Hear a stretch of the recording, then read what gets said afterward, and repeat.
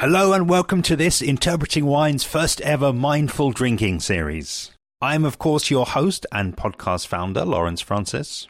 This 5-part series will air between episodes 301 and 305 on the channel, and what originally started as a focus on non-alcoholic drinks evolved into a much wider discussion around mindful drinking, which I think, as you'll see, is really the bigger point here, aside from whether a drink has alcohol in it or not. That being said, this series features a number of voices influencing the mindful drinking agenda by focusing on lower or no alcoholic drinks. We look at cocktails with the founders of the London Cocktail Week, and finish the series with a couple of brands who I think are making massive strides in this area. And without further ado, here is today's episode of the series.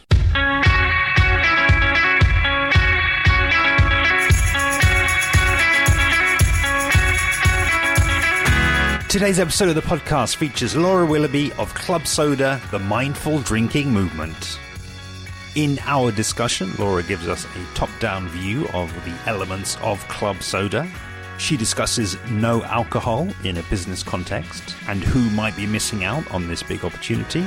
We talk cocktails and bartenders before embarking on a tasting of several interesting brands and finishing with creating and sustaining a movement. Enjoy. I set up Club Soda because I was a really good drinker. I was excellent. I felt it was my job to keep the whole of London's theatre industry going by drinking really crap wine before, during and after performances.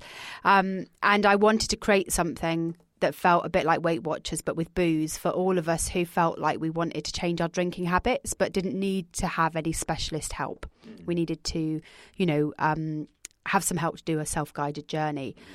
But what's really interesting is when you basically end up speaking to people like me about changing their drinking, they began to get very frustrated about the fact that there wasn't any interesting drinks in pubs and bars. And so back in 2015, when we launched, we also got a little bit of funding to do some research about how you might change the behaviour of pubs and bars towards their non-drinking customers. So everyone says, oh, well, when you go out, you should just drink less. Well, that's not very easy when the only options are Coke and lemonade. And at 2015, there really wasn't much else out there. It was still at the point where really you could only get a Beck's Blue in the pub and maybe a Fentimans ginger beer. And so we did this piece of research, which was really interesting. And then just as we finished that research, suddenly Heineken Zero came out and Big Drop started to come through. And suddenly there was this little bit of an explosion happening of alcohol-free drinks. And so from that, we developed our first version of the guide to begin to try and nudge pubs to think a bit more about what they were stocking. But we realised that people's behaviour around alcohol-free drinks is very different.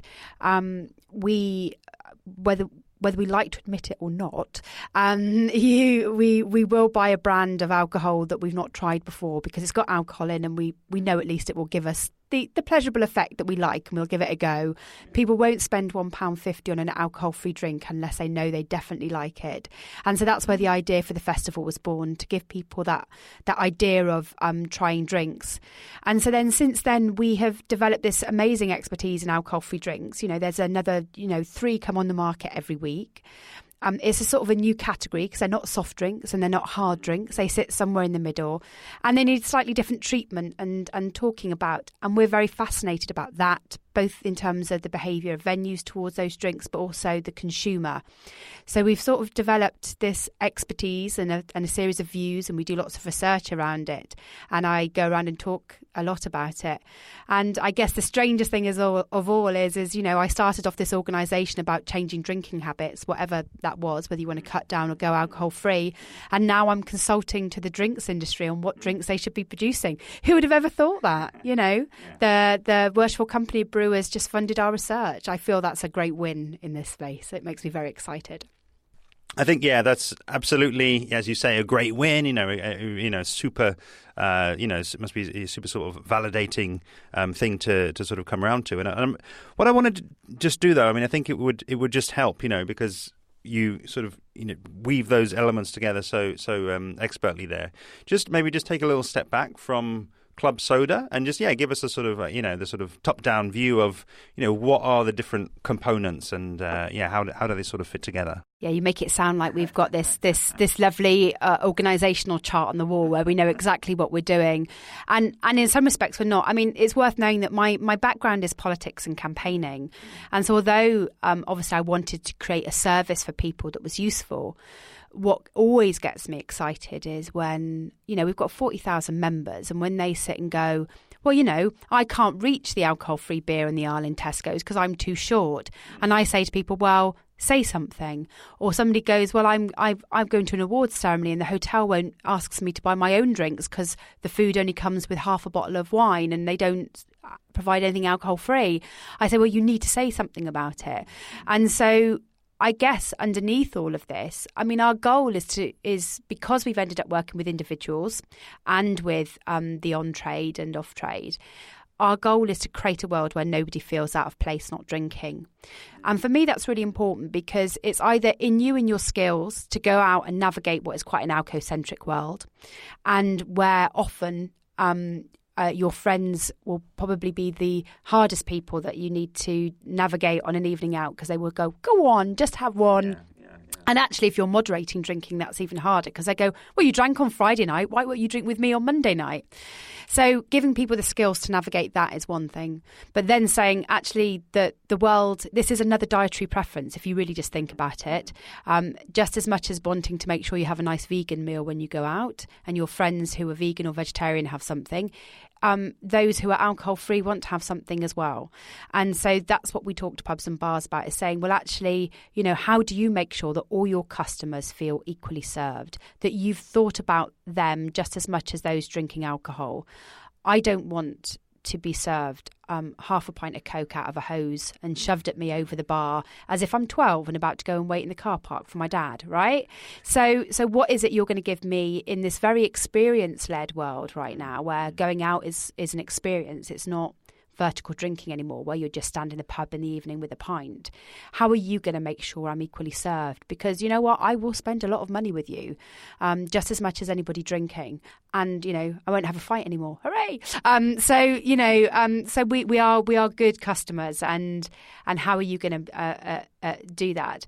And so for me, what I love about Club Soda is we bring consumers into that debate. So we do have a good relationship with the brands. We now have lots of great conversations with pubs and bars and restaurants who are really excited about this space.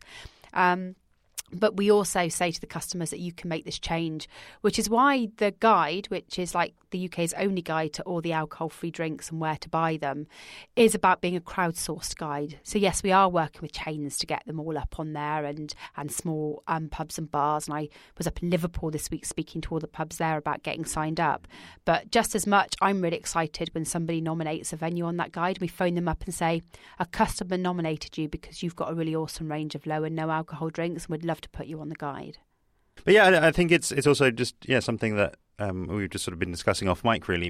This kind of idea that you are pro-social and wanting people to feel included. I think that's certainly comes about from speaking to the bars, raising exceptions. Where people can't get an interesting selection. It's feels like gradual behavior change, kind of almost like from the bottom up, with people sitting there in at the tables and demanding and maybe just asking those questions, but then also having a guide, having something a little bit more sort of not so much corporate, but something a little bit more professional, something that's out there and content that people can see and can engage with. So I just would share my own kind of reflection. I think we only really once, and I can't even remember why, but I decided, okay, I'd heard about like Sober October. Obviously a lot of people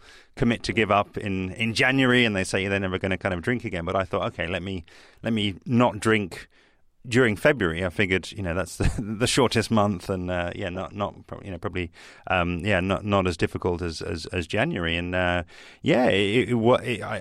discovered a lot of these same things. Just it was just Coke. There was just these very sort of small range of things. But then also the peer pressure that you're talking about does sort of come in. But even then beyond that, I think there was this sort of almost like a societal. It was just, I think you just then realise how much of your free time, unless you are quite mindful about it, unless you are sort of doing an activity, if you kind of just go and hang out with your friends, I think it's then just all the more difficult either to sort of turn them down, or either just to enjoy what you're doing kind of without the alcohol, going to sort of questionable nightclubs, which I did, sober, just to sort of see what it would be like. But yeah, I had a different type of night, but yeah, very kind of would have been very different if I'd just been sort of, in my usual sort of phase and drinking along with my friends.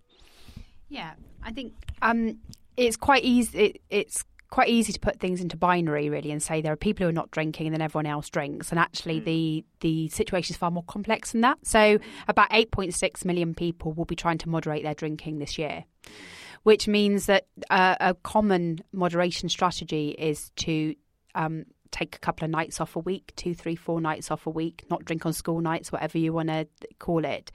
And at the minute, because Britain's got this psychology, which is pubs are about alcohol, if you're choosing not to drink, the chances are you will avoid the pub. Now, actually, with pubs closing at a rate of knots, it's really important to say, how do we keep people coming into pubs and how do we keep them as the social spaces that we really want them to be? And so having a good low and no offer not only attracts those people in and begins to switch the people's mindset to saying that actually I can come out because there will be something for me. And there's a really important part of the guide, which I'll come to, that's an important part of that. But it's also, I guess, about recognising that as a pub or a restaurant, you pay rent 24/7. So how do you get people in at lunchtime when they are really not wanting to drink? If you're in a rural area, how do you attract those drivers in who will bring, a car full of people with them? How do you attract the 700,000 pregnant women in the UK every year? So we're not just talking about a group of people who are 100% abstinent, and that's the 12% of the population that never drink, or the 25% of under 25s that aren't drinking, which is actually a really high proportion. It's about those moderation days. It's about people going to the gym tomorrow. It's about people who are driving tonight. Now, the guide does a number of things. So if you go onto clubsodaguide.com, you will see that we score venues out of 5 for how good they are for mindful drinkers. That's an algorithm at the back end based on what they tag as being their drink options. Don't get any score for Coke and lemonade on a hose, I can tell you that now. But you can begin to navigate them or begin to find drinks brands and see where they're sold retail. But more importantly is we do mindful pub crawls and we do public facing campaigns to encourage people to nominate venues, because just by doing that, we give people permission to go to the pub and not drink. Until you tell people that that's a possibility, they don't know. They're not going to know it by accident, which is why it's really important for venues to say, yeah, we've got great food, we've got great drinks, and we have some really good grown-up adult alcohol-free drinks. You can't just say we've got great drinks and expect people to go, oh, excellent, that means they've got some alcohol-free beer. You need to tell them that, because unless they know, you haven't given them permission to walk through the door of your venue. The venues that I think are missing out even more than anyone else are restaurants, because it's perfectly acceptable now to drink tap water with your meal. And I've not once no one's ever tried to upsell me from a tap water to something that I pay for in a restaurant. And finding options that go with food, like the alcohol-free wines or the wine alternatives, like shrubs and all of those sort of drinks, it has to be a real big part of your mix. And at the minute, restaurants don't know where to stick themselves. It's a little bit more work I want to do on restaurants, but they're fumbling around slightly and they need a bit of help. Just a follow-up question, really. I noticed that a lot of what you're talking about there in terms of the guide is like aimed at somebody that's wanting to reduce or not drink for whatever reason. Finding a venue, a good venue that's going to have a great selection of drinks and interesting drinks for them to try.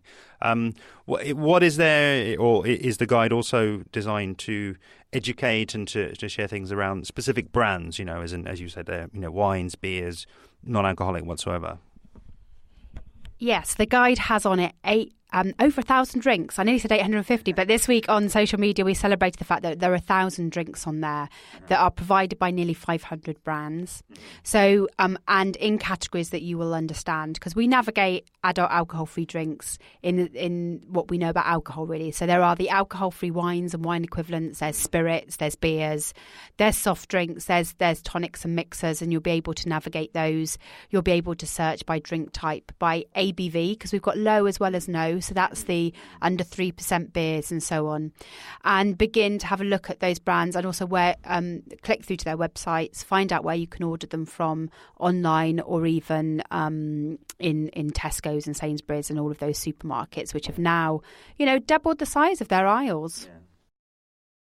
And yeah, based on my own experience of things that I'm hearing and, in my world, I know that for me, there's a challenge really with a lot of wine brands and people in the wine community, I guess, reaching bartenders and having this kind of conversation around cocktails and, how do you get a bartender to, I guess, recommend a different wine brand? And I'm just curious to understand what your experience has been on that side of things, reaching bartenders, cocktail bars and cocktails.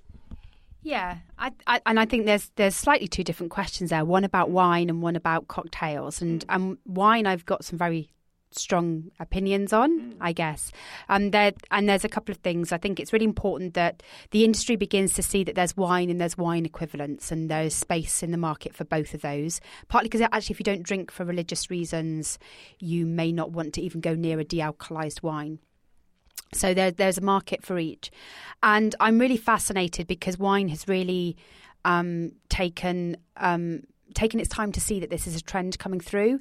And that's partly because, of course, you can make beer quite quickly and wine's a longer process. But I also think the wine industry is a little bit snobby.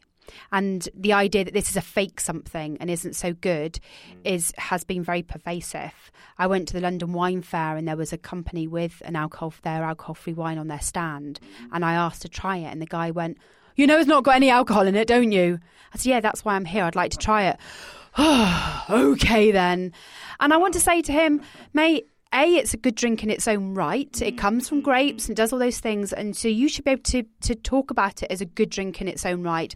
And also, I want it. And if I want it, other people will want it. And you need to learn how to begin to sell it.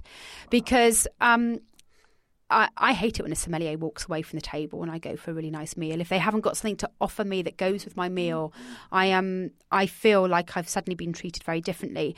And it doesn't have to be an alcohol-free wine. If you can't find one you like, which is quite possible, then you don't have to stock it. But certainly you can. You should be definitely employing a tea sommelier if I come into your place, because a tea and food pairing is absolutely amazing. But you can find amazing drinks to go with your meals. That could include cocktails. And so if you go to somewhere like the Clove Club in Shoreditch, which I keep trying to get someone to take me to because I can't afford to go, and I keep saying to people, what you need to do is to do a trip to the Clove Club, and you really need me to take you through it. But they have a complete alcohol-free flight with their tasting menu. And those are drinks designed to go with food, because there's nothing that kills a meal quickly than a really horrible, sickly, sweet drink. And I've been to some Michelin-starred restaurants that still offer you Coke and lemonade, or a cocktail made with what is basically some very poor quality juices. And you shouldn't need to do that anymore. There's enough alcohol-free spirits to make a really good alcohol-free cocktail. I don't make cocktails. I know all the best people in the industry who specialise in alcohol-free cocktails, because, of course, a really badly made alcohol-free cocktail will put people off of alcohol-free cocktails forever. In the same way as, Caliber put people off of alcohol-free beer for a long time. So you need to really think that you don't need masses and masses of cocktails. Mm-hmm. You need one or two that might go really well on your menu that you're really confident of making.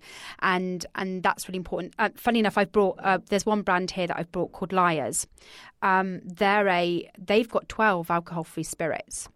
And they've designed a spirit that basically would replace a spirit that you would normally put into a cocktail. So if you're not the most confident mixologist and you don't want to make something special and unique, you can make an alcohol-free Aperol Spritz with this. You can make an alcohol-free espresso martini with exactly the same ingredients, but with an alcohol-free spirit in its place. So suddenly you've got some spirits here who've come to make your life easier. And I have to say, I really enjoyed, they were at Imbibe a few months ago, and I really enjoyed trying all of the cocktails. That Amaretto Sour was absolutely amazing. So it doesn't mean that you have to take an alcohol-free spirit that you don't understand and try and make something unique. There are different options out there depending on the type of venue you are. And then think very carefully that if you make something really bad hotels still do this very badly. They will make you an alcohol-free cocktail out of basically a mix of concentrated juices or a mix of children's drinks. So they'll mix you a ginger beer with a concentrated apple juice and stick some mint in and call it an alcohol-free mojito. And basically it's still sickly sweet sugary children's drinks. And when adults are looking for drinks in this space, they want something healthier. So they know they're not drinking alcohol, but they also don't want 2 tons of sugar. They want to have something that looks nice and is presented equally as well, but they will ask you questions that you've never had before as bar staff. What are the calories? What's the sugar content? And all of that sort of stuff, which bars have not been used to talking about. I don't know. These aren't questions. We cannot tell you the calorie count of our food menu, but I don't know how many calories are in an alcohol-free beer. Yet next to water, an alcohol-free beer is the healthiest thing you can drink in the pub, right? 3 ingredients, no added sugar, 66 calories. Boom, job done. So shall I talk about it while you open it? Okay, cool. So what I've given you here is some Lindemann's alcohol-free. So it's one of a number of brands that are now in all the mainstream supermarkets. This is a sparkling. And I think the sparkling wines de-alcoholise slightly better than the still wines. So in terms of taste, you might feel that it hits those drier notes. It's interesting because the de-alcoholisation process does tend to make wine a lot sweeter. It has a lot more natural sugars in. Bringing down that to a dryness that you would expect is quite hard. Go on then. You're not looking very strong. Come on. It feels like this has got less fizz actually. So I've got the mushroom most of the way out here, but I think ordinarily it might. Don't worry, we're in a padded room. It's going to be okay. Woo! Woohoo! And the other thing about the fizzy wines, which is really interesting, is they do give you that sense of occasion, right? So in Fortnum & Mason, they've been selling an alcohol-free sparkling green tea at £16 a bottle. It's been going so well, they've actually rebranded it as a Fortnum & Mason product. But it shows that people want to pay for the theatre. They want good liquid in the bottle, but they also want that theatre. They want that experience. They want to know that when they're going for an all-you-can-drink Prosecco brunch, that they can have an all-you-can-drink Prosecco. Don't worry, guys, I won't drink as much as the people drinking alcohol, even still, but that they can have the same experience. So that's what you've got here with the Lindemann's. And actually, it goes very well with the Lyres. Actually, in this bottle is a mixture of Lyres, Italian orange and their Rosso, which makes a good base for I stole this from an event the other day, which is why it's pre-mixed in the bottle. But it makes a really good Aperol Spritz. And I have to tell you that every summer our most popular blog on our website is how to fake an Aperol Spritz. So there are a number of options for that, but that will give you. Yeah. I don't think I'm going to employ you to pour champagne because that's got the biggest head I have ever seen. I think you're sacked. You're fired.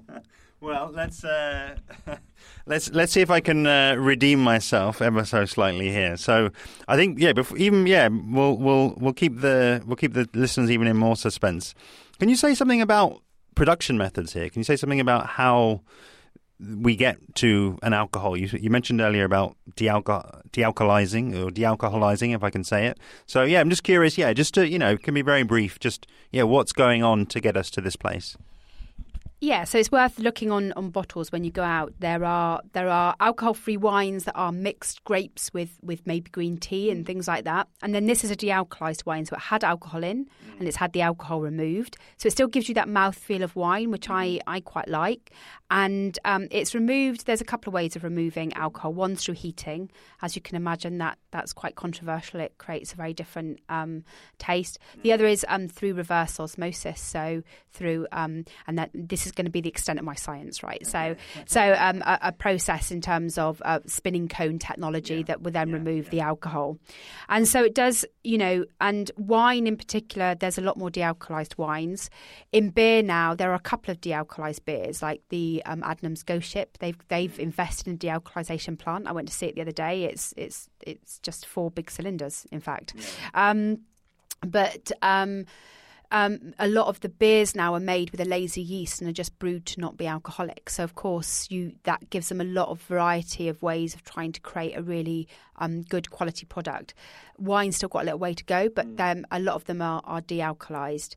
I've got here today another drink called Shrub, which is based on the Prohibition soda recipes, which is a drinking vinegar. But the guy who's made that has made an alcohol-free wine from his Shrub recipe. So actually it's a wine equivalent. It's not a de-alcoholized wine, but it has all those acidic notes that you would expect from a wine, and has created a really nice equivalent. So this is what's interesting in the wine space, which is that it sort of needs to embrace, as part of its stable, really, the wine equivalents that create that similar experience, so that the sommelier can guide people to a drink that goes with their food.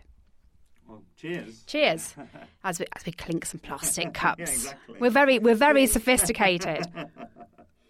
I quite like this one. I drink quite a lot of this. In fact, that's probably why there's not much left in the office. And again, it really provides a nice base for champagne-based cocktails and Aperol spritz and so on.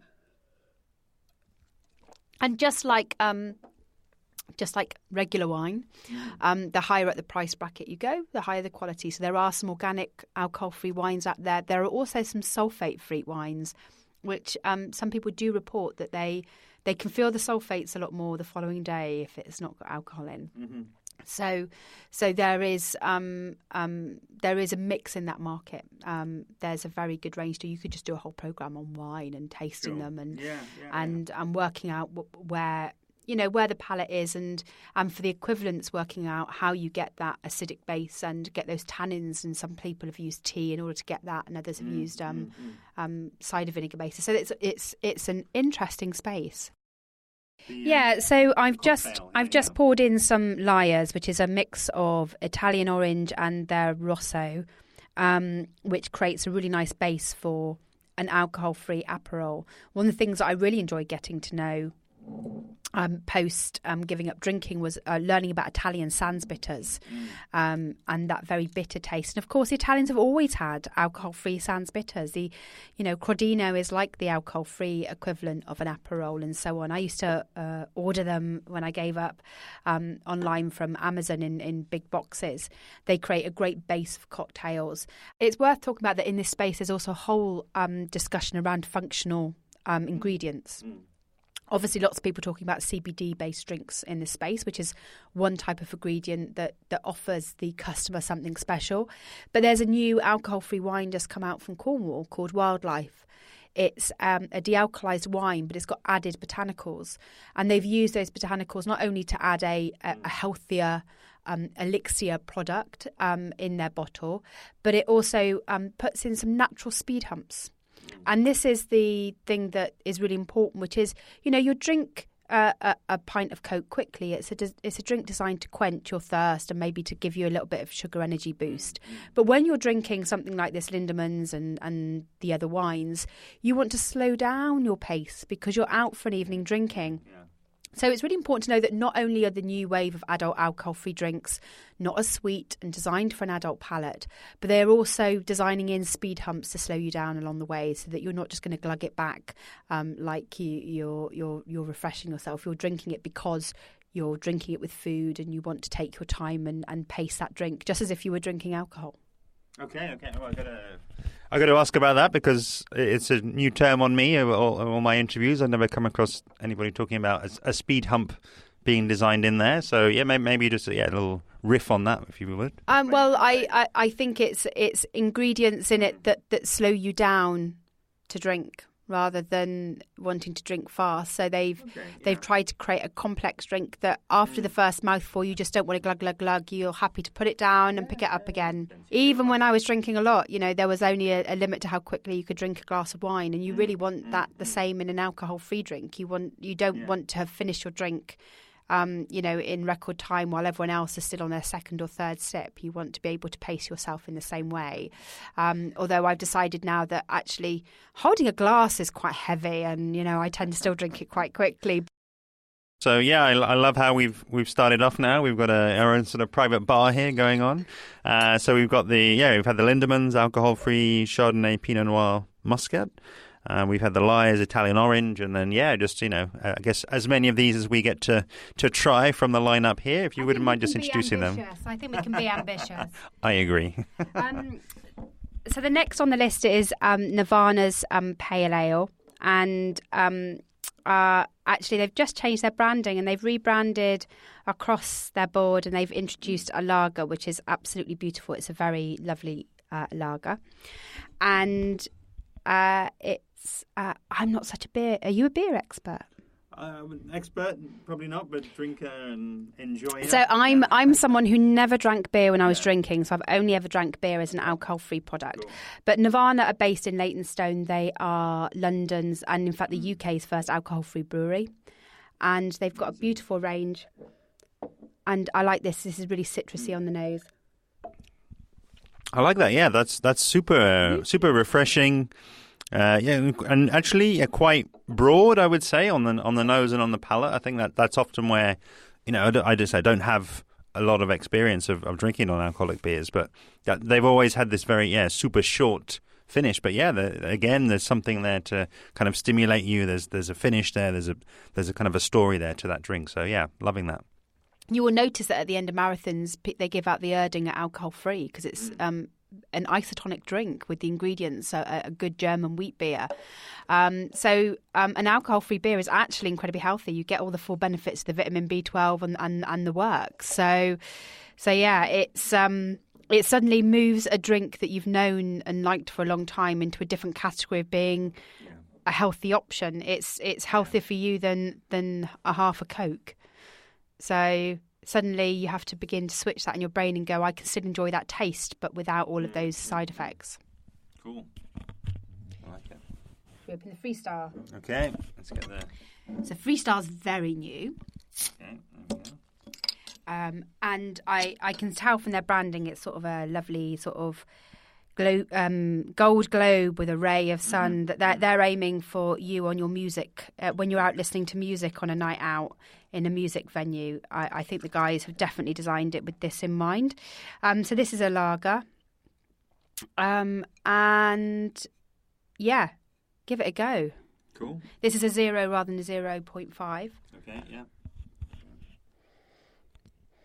I can smell this is a lot of a sweeter nose. We've actually got some really good beer writers on our team. I'm not one of them. We got some good beer writers in because we used to do reviews that said, oh, it's not too hoppy and it's not too malty. So actually we've done very well at recruiting through Crafty Beer Girls in terms of our staff. So I find this quite a light and quite a sweet lager. This is definitely a lot sweeter on the finish. Mm-hmm. On the nose, it actually there were sort of elements of a kind of more savoury, more kind of almost like towards more sort of umami, almost more like a sauce. Exactly. Hi me. I'll do the Club Soda podcast. But yeah, and again, I think this potentially, I think that this could be more interesting in a food setting. I mean, there's obviously lots of wines and there's lots of drinks that taken by themselves. You wouldn't necessarily have more than one. I personally think this is one that would actually work quite well with food. I think again the savoury notes are coming out here slightly more than the kind of the classic pale ale notes that I'm getting more from the Karma. Because I'm getting a finish now which feels to me a little bit peary, and I think I'm just looking at the back and it's definitely got those lemon, lime, and pomola sort of hints. I can definitely get that through. Next two. We're going to sort of take these together. You will probably have seen that kombucha has moved away from the health food shelves and into pubs and bars. Green King has got actually this drink, which is low bros behind the bar. I love kombucha because for a couple of reasons. One is you can come out the pub healthier, but it's amazing. Very low in sugar. Because of it's a fermented green tea drink, so it's been through a fermentation process. It has those sort of slightly acidic notes, and so it doesn't feel too sweet. But also because you can brew it, ferment it, whatever, in different ways to create different tastes. So there's a couple of brands where you can definitely pick up one of their brands made with a Dragon's Well tea. Tastes a bit more like a Prosecco. Another one will taste a bit more like a cider because it's been made with a different tea. I'm a bit of a tea fanatic. So being able to use different teas to create different flavours is really interesting. And again, they're not heavy and chlorine like a soda.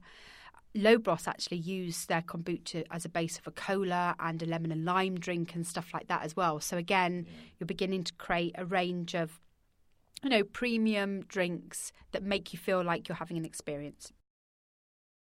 I like it because often when you get a soda in a pub, it's a big hit of flavour, and here they very subtly flavoured with raspberry and lemon. Is it?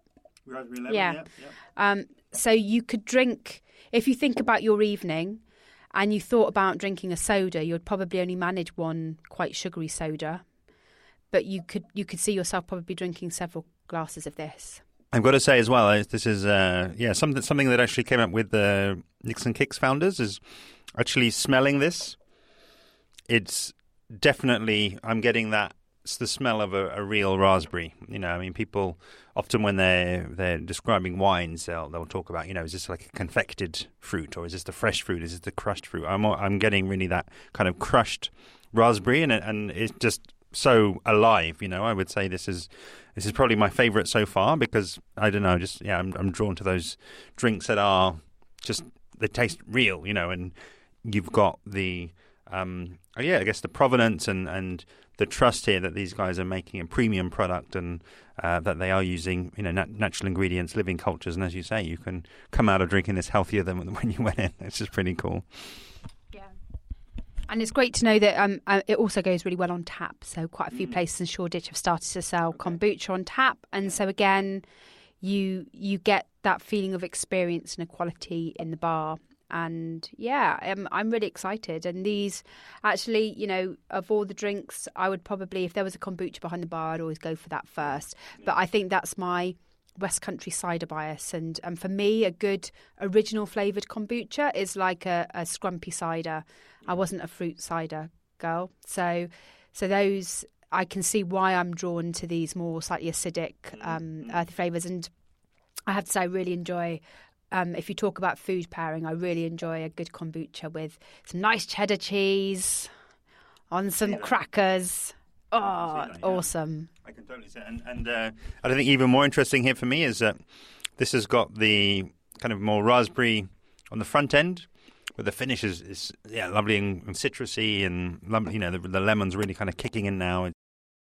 So last here I've got Shrub. Yeah. So this is part of the East London gang, actually. So you've got Nirvana in Leytonstone, and just around the corner, Square Root have moved to their new bottling plant in East London. It's definitely worth going and doing an interview with them, both of them near each other, because they've both got their own facilities. Shrub is made in Walthamstow by Mustafa. And so to give you a little bit of context, so this is based on the Prohibition soda recipes from the 1920s. So what you would drink legally if you weren't drinking moonshine in the bars in the States during Prohibition. And it's a drinking vinegar, which sounds terrible to some people. And you have to go, oh, hang on a minute. When you drink alcohol, you are drinking a fermented product that has that acidic note of vinegar and stuff. So it's better than you think. And I think Mustafa's crafted an absolutely corking range of flavours. In fact, so much so that we're nearly out in the office because it's very popular. And give it a go. See what you think. I'd be really intrigued. That's incredible. I mean, I would say you probably noticed there that's the one that I've sort of, I guess, enjoyed smelling the most. I think that's the one that's got the most depth of smell, different aromas there to kind of pick out. And yeah, certainly when we look at the back, freshly squeezed limes, juniper, pink peppercorns, and lavender. But it works. It's one of those things where you look at all of the labels that you might have before you try it, but then what does it all boil down to? Is it a good tasting drink? Is it balanced? Is it interesting? And I think also very important, as we've been talking. Would you want to reach for another one? This is nicely chilled. This is refreshing. But it's interesting, and it's not sort of just doing, I think, something that a lager would do, or something that's just looking to actually just thirst quench you, just to sort of get it down there to kind of kill the thirst. This is actually an interesting one that you would want to kind of linger over, and maybe that's where we're seeing some of these speed bumps kind of there in the glass, and these are my kind of speed bumps. I'm not going to ruin the car. I think we might have created the definition of speed bumps here today. There we go. Which is, you want to savour the drink. You want to take your time over the drink. If you drank it really quickly, it actually wouldn't taste so nice, because you would have had a big blast of flavour, and it just stops you. Yeah, it's the smell and the aroma as you bring it to your mouth. That's the first thing you get. So I think that did genuinely stop me in my tracks as I was bringing it up to my mouth. You were actually speechless. I saw you. There we go. All right, that's my new favourite, I think. So we've done a good job here. We've got a great selection of drinks there, and hopefully that gives you listening some fuel, some ideas of how you can kind of get involved in. This is an area that you're wanting to sort of get involved in and try some of these different brands.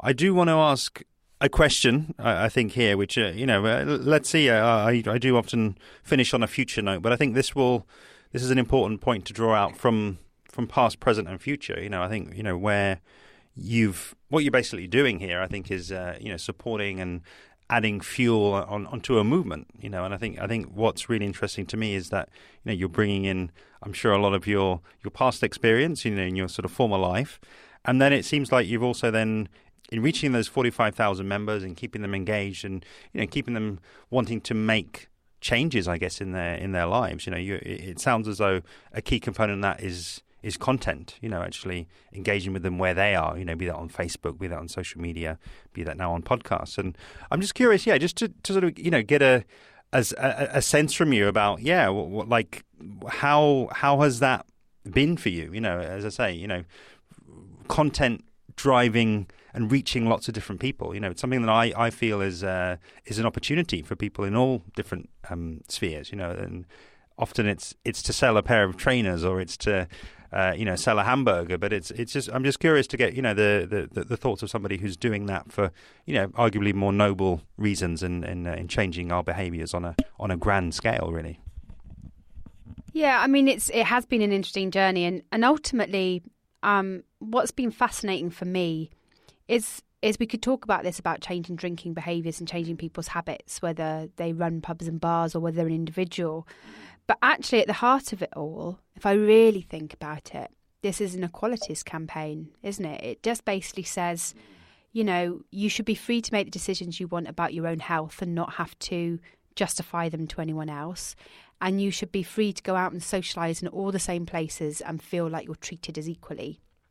And it really is as fundamental as that, because really it doesn't matter what you've decided around your drinking goals, whether you've decided you'll only drink wine and never drink spirits, which is some people's moderation goals, or whatever. That choice is yours and yours alone to make, and you deserve not to be bullied for that decision, and you deserve to have nice drinks too. And I'm quite often impressed by Club Soda members. We asked for some feedback for Tesco's the other day. And everyone said, we need you to market the alcohol-free drinks like you market the alcoholic drinks. And I thought, this is really weird, because ultimately in this world, none of us want to be marketed to. We moan about it all the time. But if we are going to be marketed to, we want to be marketed to equally. Our money is as good as anybody else's money, and we want some special offers, and we want to be seen at the end of the aisle, and we want to have some choices and some special promotions as well. So, and I think for me, it feels like a very natural campaign. I followed my political instincts really in shaping Club Soda. So we're incredibly collaborative. We want to share, and I want to find ways to empower the consumer, because unless we begin to ask for what it is that we want, we won't get it. And I think in the realm of drinks, that's been that case for a long time. We have been used to compromised drinks. And our expectations of venues are so low that the fact that there's something new coming through and you might have it on the shelf, you need to shout about. Otherwise, people don't know. They will just continue to ask for, the J2O behind the bar because they don't believe you have anything else. So now is the time to begin to shout loud and proud that you want people to come in and that you've got something for everyone and that your place is that perfect place to socialise. And that's how we keep our pubs and our bars and our restaurants on our high street as much as possible, because we want people to come out from home and not be isolated and socialise. And I guess, kind of final question, really. I guess it is kind of, blue sky thinking, even though as we are sat here in the studio. It's kind of looking ahead, really, I guess. It's curious to me. I have my view around, what people are looking for in terms of content and what is going to kind of, I guess, help to influence people. But as you say, how do you influence people kind of without them feeling marketed to when they're installing ad blockers left, right, and centre on their machine? So I'm just curious. Looking ahead, what do you think are going to be perhaps some of the channels or the ways that you continue the momentum and keep this moving on? Yeah, I think people want information about this stuff, and they ask questions that are very different. So like I said earlier, they're asking questions about calories and sugar. They're asking questions about provenance, and they're asking questions about ingredients. People are unsure. If you think about it, selling alcohol in large part sells itself, and then it's about selling a brand, and there are people who were experts at that well before we came into existence. But this is a new category of drink, and people don't necessarily know where to put it. They don't know how to navigate it very well. They don't know what the best are. They don't know what the equivalent is to what they used to drink, or even if that's what they want to drink anymore. So people ask a lot. They want to be guided. And I think in terms of this space, there needs to begin to be a more consistent message across the board from all sorts of places around the fact that there are great drinks. And rather than letting them sell themselves, they need some help.